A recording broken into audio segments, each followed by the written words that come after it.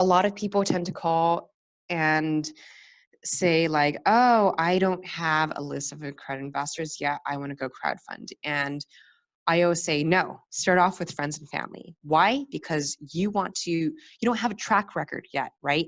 You want to build your track record, and who is going to trust you more than friends and family? And hey, maybe when you get one or two or three deals funded with friends and family that are paying out, maybe one of them exits very quickly, whatever.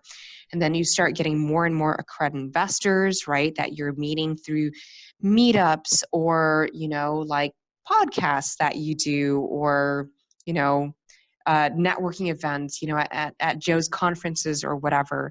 Once you start getting that track record underway, then it's a lot easier for people to invest in you.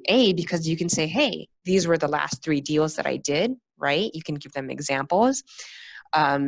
If they want to talk to one of your other investors, you can refer them to one of your friends and family, because you will have had practice and experience talking with your friends and family and selling them on this deal, right? And so when the hard questions come, hopefully your friends and family have asked them of you before. And so you will actually know what kind of answers to give, right? And so I would say accredited crowdfunding is really good for your person who is not just a beginning real estate syndicator. I think a lot of people always come in through the door thinking it's the answer to all my problems, and I'm just telling you it isn't, right? Here's the other thing. I think that, there are ways to utilize accredited crowdfunding much more effectively. And then there are ways to waste a lot of money doing it, right? If you are truly going to use it effectively, I would say at the bare minimum, have a website, right? Have your website set up so that it is able to do this. And, while you can go and use one of the white label crowdfunding platforms, you don't have to. There are much, much cheaper options of doing this. And I say this because, I've been in real estate crowdfunding since the beginning of 2014.